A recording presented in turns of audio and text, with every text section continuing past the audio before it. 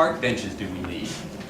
You know, you only got so many parks and so many, but we can probably still use computers. So if we made our plastic smart, I can take that plastic, put it back into a new computer, sell it, bring it back, put it in a new computer, and I bought the plastic once. That's making money. But you're making money at the same time that you've only taken oil out of the ground once. Look at the environmental impact of that. It's far more benign. Waste is waste. Copper Hill up here. Anybody ever been to Copper Hill? Yeah. You know, it used to be a wasteland, right? You want 50 square miles of denuded earth. It was a wasteland because in around 1900, they discovered copper down there.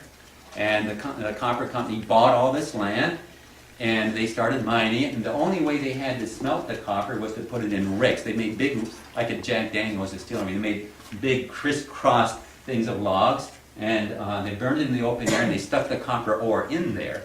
They burned off the sulfur, that was the impurity, they were left with copper. But then all the sulfur went up into the air, formed sulfur dioxide, and it came down as sulfuric acid, and just denuded everything. As a result, TVA lost about a yard of soil, which ended up in their reservoirs, and they were having a heck of a time. Again, the natural capital was being eroded, no pun intended. Well, maybe it was intended. But and so we see the impact of that, all right? The local school district, the local people, ironically, sued them because they were affecting their school there. They had a school there. And they won. They won the suit, which is mind-bending. They won the suit. And all of a sudden, if they were to keep mining ore, they were going to have to figure out what to do with all that stuff going up into the air. So they developed, as a result of this, an enclosed smelter. Nobody ever done this before. They enclosed the whole thing, figured out how to do this, and they ended up with a bunch of sulfur at the end. Well, what do I do with this? Well, maybe I can find a market. And they started selling the sulfur. They started selling sulfur dioxide and sulfur this and sulfur that. They made more money from the sulfur than they made from the copper. And they became a sulfur company as opposed to a copper company. And they kept on going on. So when I first moved to Swanee, they were still mining sulfur up there, not copper anymore. And finally they closed as they ran out. Waste is waste. If they just thought, wait a minute, we've got a resource here, what can we do with it? So we need to change our understanding of manufacturing, understanding of the things we buy. Why should we buy? Like I tell my students, there used to be a time when there weren't disposable pens. We used to use dishes all the time, and you never threw dishes. I can remember it was a big time when we got disposable this and that. Wow, this is progress. And now here we are trying to figure out how to stop it. Right? If we had just been thinking initially, waste is waste, we never would have gone down that road to start with. We wouldn't have confused change with progress. All that changes is not progress. And there's again a confusion in our society. Okay, so that's one thing we can do.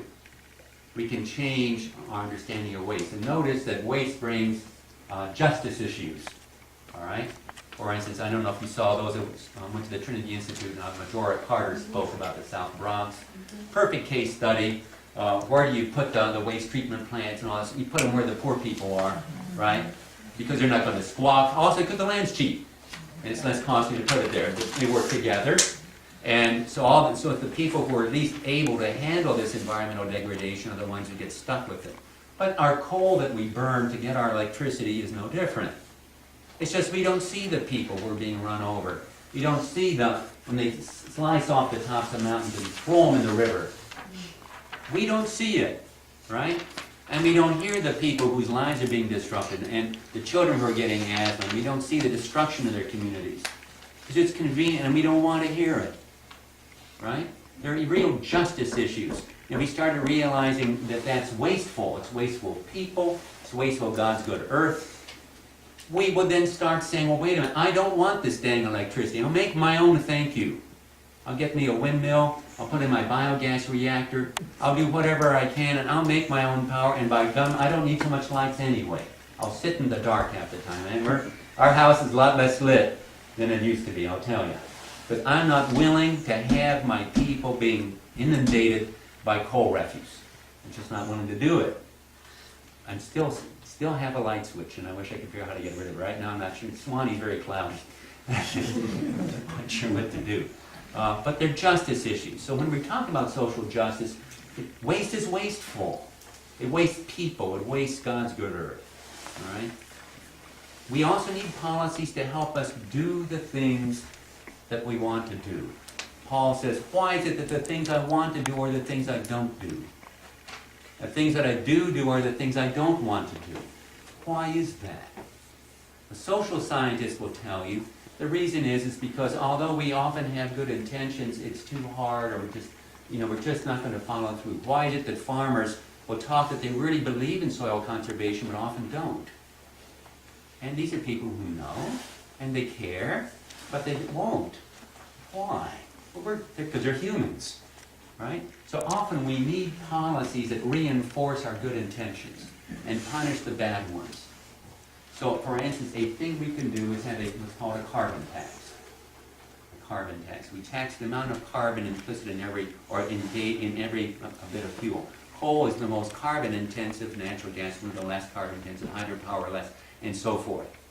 That will change all the prices of energy, like that. All of a sudden, coal, as opposed to being the cheapest source of power, will become one of the dirtiest, it already is the dirtiest, but also most expensive. And we'll start seeking alternatives for coal and start looking elsewhere. If we get the price of coal going up there, you can bet the Chinese and everybody else are going to start looking for, solar energy. And the Chinese actually are way ahead of us when it comes to solar energy. All right? But we need to get the prices right. Then the invisible hand won't have arthritis anymore and guide things in the wrong manner. It'll do a good job. Okay, so we don't have full cost pricing. Also, the idea of these cap and trade systems that Congress is talking a lot about does the same basic thing. Okay, makes us pay for these external costs. All right. Now, the reality is that electricity will get more expensive. If we truly put on a gas tax that takes into this account, gas will get more expensive. Why? Because we've been subsidized by nature all this time. And by the people living in the holler. They've been subsidizing us. And if we truly believe that people should not be subsidized, well, then we should stop being subsidized and we should pay the full cost. And we should help the people who are going to be most hurt by this. People who can't afford that, well then it's our responsibility to make sure that these people also are being helped out so we can all be in this thing together. But that's what it's going to involve. And there are going to be some pains along the way. But I think we as Christians can say, I can do this because I know why I need to do it. I know why. And we can explain to our congregations why we need to do this. Because it's unjust as it is now. It's unjust to God's good earth. It's unjust to the people who are subsidizing us so we can have cheap power. It's not right. Okay? It's not right. So I think we can help that process by owning up to this fact ourselves and helping our own people see that. Then we can create institutions also that involve everybody. So rather than imposing things, let's get buy-in. I think this is what Obama's trying to do. Whenever we think about Obama, he is at least trying to get buy-in, trying to get people to sign on. I think that's the right way. It's the cooperative way. And we need to learn to work together and all have buy-in so we can say, yes, I like this cap and trade system. Why? Because it makes me do what I want to do. And up to now, I've been slovenly and haven't been willing to do it. Thank you for making gas more expensive or whatever.